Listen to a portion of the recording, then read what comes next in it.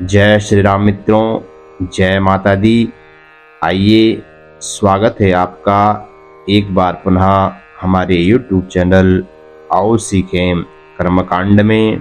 प्रिय मित्रों, आज हम आपके लिए चंद्रमा ग्रह का बीज मंत्र लेकर के आए हैं। अगर आपकी कुंडली में चंद्रमा अशुभ फल की प्राप्ति करा रहा है तो चंद्रमा का यह बीज मंत्र आपको अवश्यमेव प्रतिदिन इसका श्रवण या इसका जाप जरूर करना चाहिए, क्योंकि जो चंद्रमा का दिन है वह है सोमवार। और मान्यता है कि इस दिन भोलेनाथ का पूजन करने से चंद्रमा के दोष का निवारण होता है, साथ ही विशेष फल की प्राप्ति होती है। भगवान भोलेनाथ के बहुत सारे नाम हैं। उन नामों में एक नाम है सोम सुंदर। यह सोम का अर्थ चंद्र से है। कहा गया है कि जिन लोगों की कुंडली में चंद्रमा मजबूत होता है उसका हर तरह की परिस्थितियों में मन नियंत्रण में होता है। वहीं इसी तरह कुंडली में चंद्रमा के कमजोर होने पर हमें हर प्रकार की बेचैनी बनी रहती है। कहते हैं कि चंद्र दोष के प्रभाव के कारण व्यक्ति के न सिर्फ मन पर बल्कि उसकी माता की सेहत पर भी असर पड़ता है। इसके लिए चंद्र का मजबूत रहना बहुत ही आवश्यक है। कहा गया है कि कुंडली में चंद्रमा कमजोर होने पर सोमवार को चंद्रमा के बीज मंत्रों का जाप करना बहुत ही शुभ माना जाता है। तो आइए चंद्रमा के इस बीज मंत्र को जपते हैं। तो आइए जपते हैं चंद्रमा का बीज मंत्र। ओम श्राम श्रीम श्रौम शः चंद्रमसे नमः। ओम श्राम श्रीम श्रौम सः चंद्रमसे नमः। ओम श्राम श्रीम श्रौम शः चंद्रमसे नमः। ओम श्राम श्रीम श्रौम शः चंद्रमसे नमः। ओम श्राम श्रीम श्रौम शः चंद्रमसे नमः। ओम श्राम श्रीम श्रौम शः चंद्रमसे नमः। ओम श्राम श्रीम श्रौम शः चंद्रमसे नमः। ओम श्राम श्रीम श्रौम शः चंद्रमसे नमः। ओम श्राम श्रीम श्रौम शः चंद्रमसे नमः। ओम श्राम श्रीम श्रौम शः चंद्रमसे नमः। ओम श्राम श्रीम श्रौम शः चंद्रमसे नमः। ओम श्राम श्रीम श्रौम शः चंद्रमसे नमः। ओम श्राम श्रीम श्रौम शः चंद्रमसे नमः। ओम श्राम श्रीम श्रौम शः चंद्रमसे नमः। ओम श्राम श्रीम श्रौम शः चंद्रमसे नमः। ओम श्राम श्रीम श्रौम शः चंद्रमसे नमः। ओम श्राम श्रीम श्रौम शः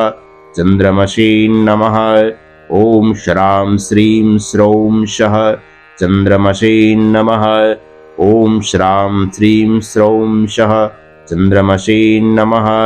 ओम श्राम श्रीम श्रौम शः चंद्रमसे नमः। ओम श्राम श्रीम श्रौम शः चंद्रमसे नमः।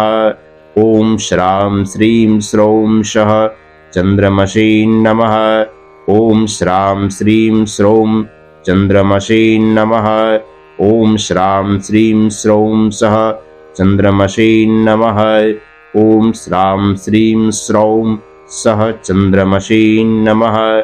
ओम श्राम श्रीम श्रौम सः चंद्रमसे नमः। ओम श्राम श्रीम श्रौम सः चंद्रमसे नमः। ओम श्राम श्रीम श्रौम सः चंद्रमसे नमः। ओम श्राम श्रीम श्रौम सः चंद्रमसे नमः। ओम श्राम श्रीम श्रौम सः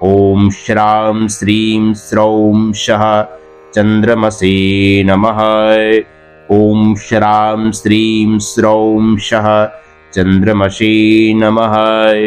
ॐ श्रां श्रीं स्रौं शः चन्द्रमसे नमः। ॐ श्रां श्रीं स्रौं शः चन्द्रमसे नमः। ॐ श्रां श्रीं स्रौं शः चन्द्रमसे नमः। ॐ श्रां श्रीं स्रौं शः चन्द्रमसे नमः।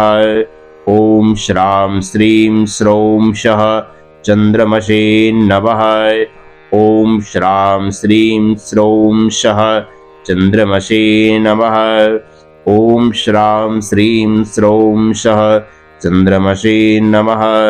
ॐ श्रां श्रीं स्रौं शः चन्द्रमसे नमः। ॐ श्रां श्रीं स्रौं शः चन्द्रमसे नमः। ॐ श्रां श्रीं स्रौं शः चन्द्रमसे नमः। ॐ श्रां श्रीं स्रौं शः चन्द्रमसे नमः। ॐ श्रां श्रीं स्रौं शः चन्द्रमसे नमः। ॐ श्रां श्रीं स्रौं शः चन्द्रमसे नमः। ॐ श्रां श्रीं स्रौं शः चन्द्रमसे नमः।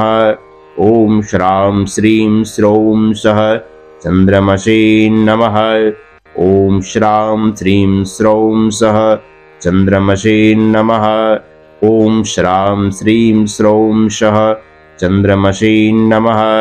ॐ श्रां श्रीं स्रौं चन्द्रमसे नमः।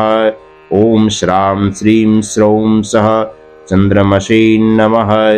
ॐ श्रां श्रीं स्रौं शः चन्द्रमसे नमः। ॐ श्रां श्रीं स्रौं शः चन्द्रमसे नमः।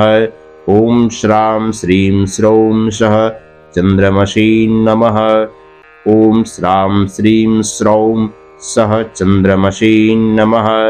ॐ श्रां श्रीं स्रौं शः चन्द्रमसे नमः।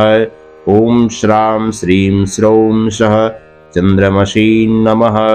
ॐ श्रां श्रीं स्रौं शः चन्द्रमसे नमः।